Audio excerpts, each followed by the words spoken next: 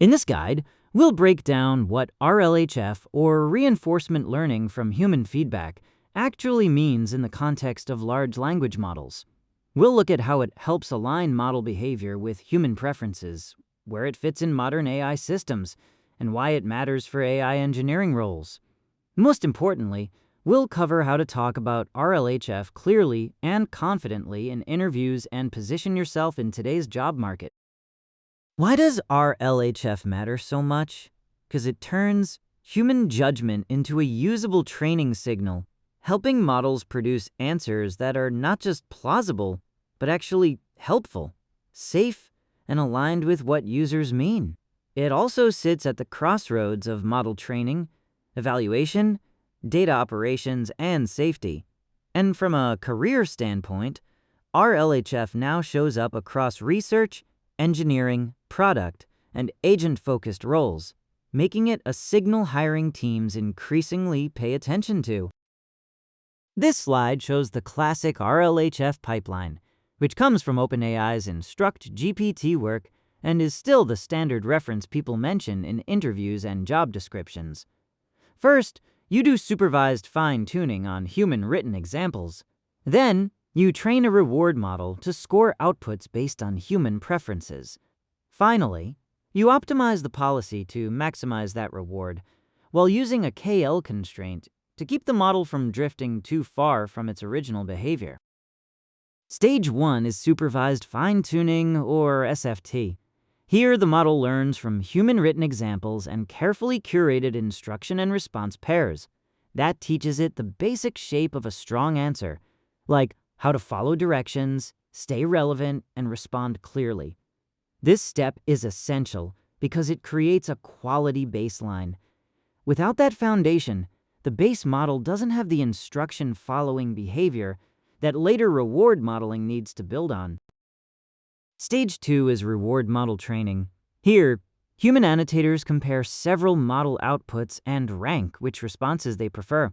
Those pairwise preferences are used to train a separate reward model that assigns each response a single score, capturing how preferable it is from a human perspective. The key challenge is data quality. If the preference judgments are noisy, inconsistent, or shallow, the whole alignment process becomes much less reliable. In Stage 3, we optimize the policy using PPO. The model is updated to generate responses that earn higher scores from the reward model, but we do not want it chasing reward at any cost. So a KL divergence penalty keeps it close to the original pre-trained behavior. That helps prevent reward hacking or nonsensical outputs. In practice, the goal is a balance, satisfying preferences while preserving quality, stability, and safety. A key challenge in RLHF is reward hacking. If you optimize only for the reward model, the policy can learn to game it by producing outputs that score highly but are repetitive, incoherent, or even unsafe. KL control helps prevent that. By penalizing the model for drifting too far from the original base model, it keeps behavior grounded, coherent, and broadly useful. That's an important distinction. Strong candidates usually understand well. A useful modern alternative to PPO is direct preference optimization, or DPO. In classic RLHF, you do supervised fine-tuning, train a reward model, and then run a PPO optimization loop. That approach is powerful, but it's also complex and can be operationally unstable. DPO simplifies this by turning the preference signal into a classification-style loss, so there's no explicit RL loop. In practice, many teams now prefer DPO because it's simpler and often more stable. This slide highlights scalable alignment, especially Anthropic's constitutional AI approach. Instead of depending only on human labelers, the model is guided by a written set of principles or a constitution, and in reinforcement learning, AI-generated preferences help train the preference model. That cuts labeling costs significantly. For hiring, this matters because teams want people who understand the trade-offs between human and AI-assisted feedback, especially in safety, post-training, and agent-focused roles. RLHF matters differently depending on the role. In research and post-training, it means understanding preference data, reward models, optimization methods, and evaluation trade-offs. For AI engineers, it's about fine-tuning, running preference optimization, evaluating outputs, and debugging failures. Product teams turn vague user satisfaction into measurable feedback and iteration loops. And for agent roles, RLHF shapes behavior, refusals, tool use, and robustness across multi-turn interactions. Here are a few essential resources for RLHF work. Hugging Face TRL is the go-to library for transformer-based reinforcement learning, with built-in support for methods like PPO and DPO. The OpenAI InstructGPT repo is still the canonical reference for the original ranking data. To RLHF pipeline.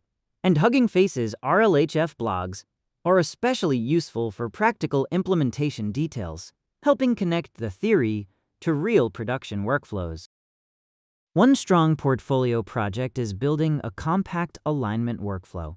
Start by creating or curating a small preference dataset with pairwise comparisons around things like helpfulness, safety, or brevity. Then train with a preference objective, such as DPO, or an SFT plus reward approach using TRL. Finally, compare the baseline and aligned models using win rate, refusal quality, and regressions, and present the results clearly, including failure cases and honest analysis. Here are 3 strong portfolio project ideas. First, build a domain assistant, like a support bot or coding helper, and collect pairwise preference data on helpfulness, brevity, and safety. Second, create a harmlessness or refusal project where you design refusal behavior and evaluate the trade-off between safety and usefulness. Third, compare SFT with DPO, showing where preference optimization improves responses, where it regresses, and what kinds of prompts expose those differences. Let's look at 4 interview questions that come up again and again. These are the ones you should be ready to answer clearly and confidently, no matter the role. As we go through them, think about how you'd respond using specific examples from your own experience. A strong answer isn't just about what you say, but how well you connect it to the job you want. A key limitation of supervised fine-tuning is that it learns by copying demonstrations. That works well when there's one clear right answer, but it breaks down for open-ended tasks where many responses could be good. In those cases, it's often much easier for people to compare 2 outputs and say which they prefer than to write the ideal answer from scratch. RLHF uses those preference judgments to guide the model toward better behavior.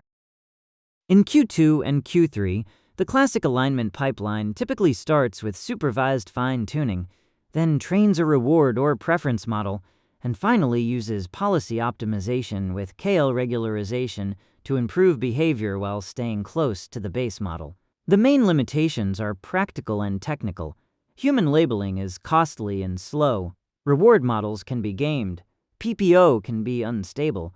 And preference data often reflects narrow or inconsistent human judgments. What's changing now is the move away from classic PPO-based RLHF towards simpler, more stable methods. PPO is powerful and well understood, but it's operationally complex and depends on a separate reward model. DPO and related approaches simplify this by turning the problem into a classification-style objective, which is why they've been widely adopted. At the same time, AI-assisted feedback, like constitutional AI and synthetic preferences, is reducing reliance on costly human labeling. What employers actually look for is pretty practical. First, can you define a clear preference schema and turn product goals into concrete annotation guidelines? Second, do you measure the right outcomes? Things like win rate, refusal quality, and regression against a baseline. Not just training loss. They also want people who use standard tooling instead of rebuilding everything, and who can clearly explain trade-offs to product, research, and leadership. Here's the roadmap I'd recommend for building real RLHF fluency. First, learn the canon. Understand the InstructGPT pipeline from supervised fine-tuning to reward modeling to PPO, and why each step matters. Then, learn the modern stack, including DPO, constitutional AI, and TRL, and why many teams moved past PPO-heavy approaches. Most importantly, build one rigorous project with preference data, strong baselines, and honest evaluation, and frame RLHF as both training and product quality. Here's the key takeaway. RLHF isn't just a training trick, it's a product loop for improving model behavior.